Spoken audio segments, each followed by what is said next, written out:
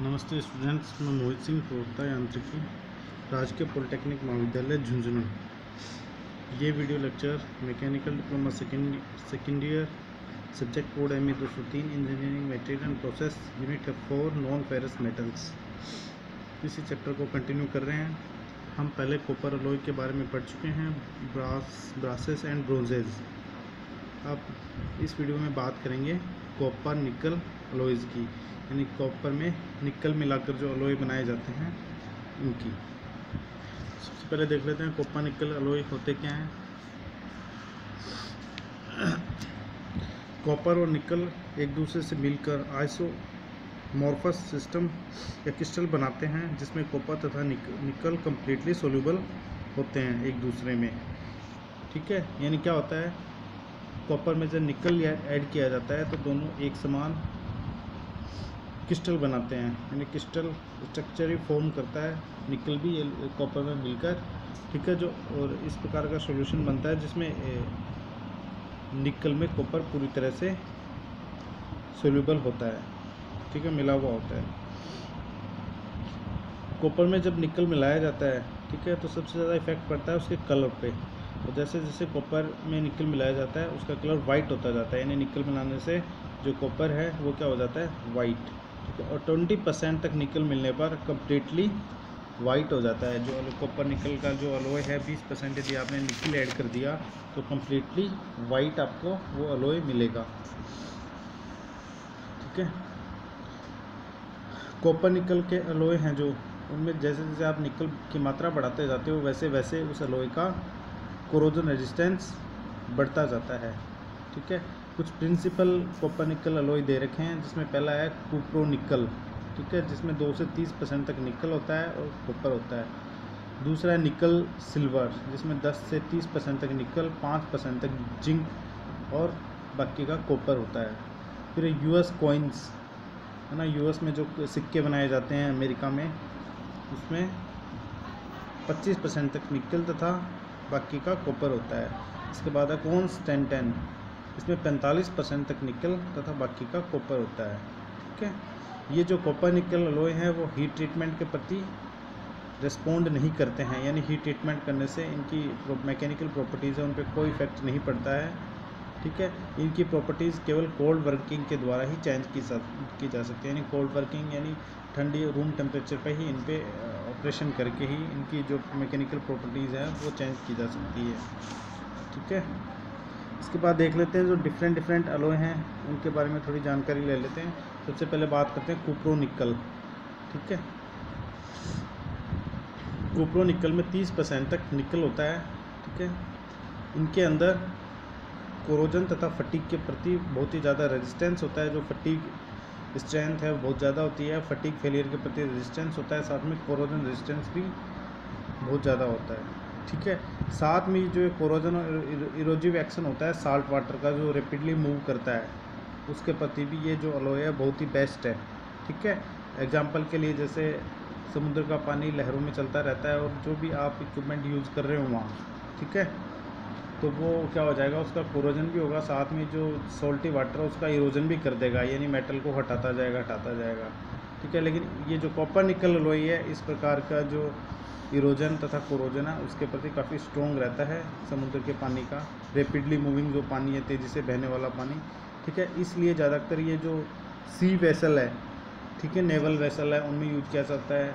Coastal power plant है, जो समुद्र के किनारे पावर प्लांट लगते हैं, ठीक है, बिजली बनाने के, वहाँ पे कुप्रो निकल का प्रयोग किया जाता है। इसके अलावा कंडेंसर बनाने में, डिस्टिलर बनाने में, इवेपोरेटर बनाने में, हीट एक्सचेंजर ट्यूब बनाने में, ठीक है, नेवल वेसल के और कोस्टल पावर प्लांट्स में ये कुप्रो निकल यूज किया जाता है। ठीक है, दूसरा जो अलॉय बात कर रहे थे, जो US कॉइन्स में जो यूज होता है उसमें 25% तक निकल होता है, जो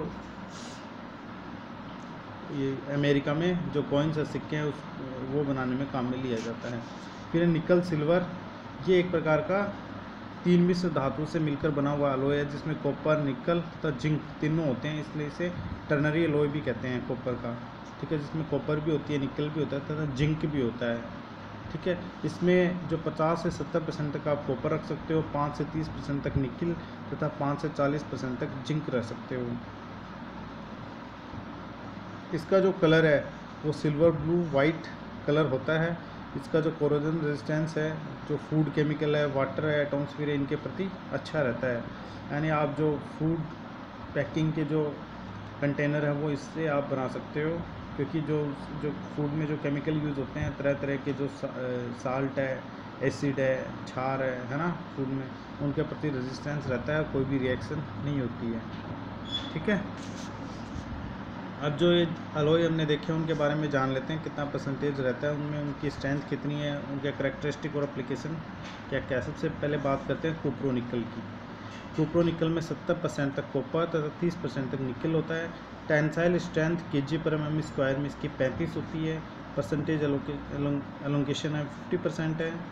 इसकी कैरेक्टरिस्टिक है कोरोजन, हाई टेम्परेचर पे कोरोजन के प्रति रेजिस्टेंस, एल्कली तथा सी वाटर के प्रति भी रेजिस्टेंस, हाई एब्रेशन रेजिस्टेंस भी होता है, यानी इसका घिसाव है वो भी बहुत कम होता है।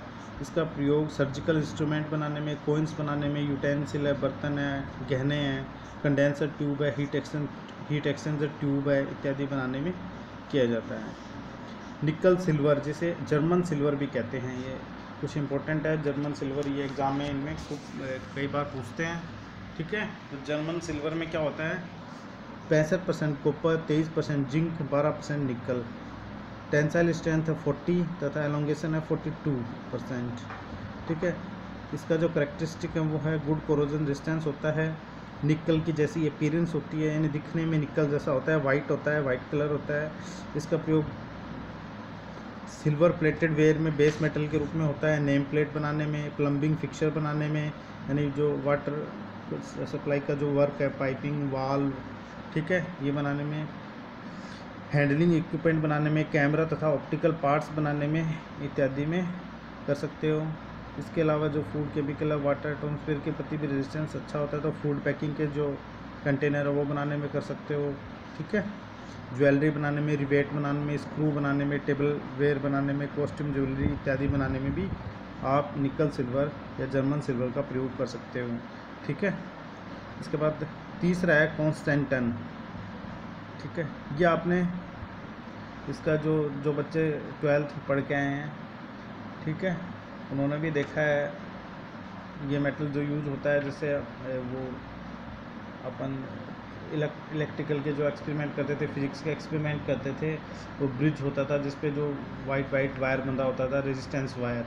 ठीक है ना, रेजिस्टेंस नापने के लिए वो रियोस्टेट होता था, वो उसमें जो यूज़ होता है मेटल वायर, वो कॉन्स्टेंटन के बने होते हैं। इसमें 58.5% कॉपर, 40% निकल, 1.5% 1.5% मैग्नीज होता है। ठीक है, इसकी रेजिस्टिविटी या इलेक्ट्रिकल रेजिस्टिविटी है बहुत ही ज़्यादा होती है। ठीक है, जो डिफरेंट टेम्परेचर पे भी कांस्टेंट रहती है, यानी इलेक्ट्रिकल रेजिस्टेंस बहुत ज़्यादा है। इसलिए इसका प्रयोग रियोस्टेट बनाने में किया जाता है, थर्मोकपल बनाने में किया जाता है, हीटिंग डिवाइसेस है, जैसे आपके घर पे हीटर देखा होगा आपने, देखा है हीटर में जो वायर डलता है वो भी इसी का होता है, कॉन्स्टेंटेन का, क्योंकि इसका रेजिस्टेंस, इलेक्ट्रिकल रेजिस्टेंस बहुत ही ज़्यादा है।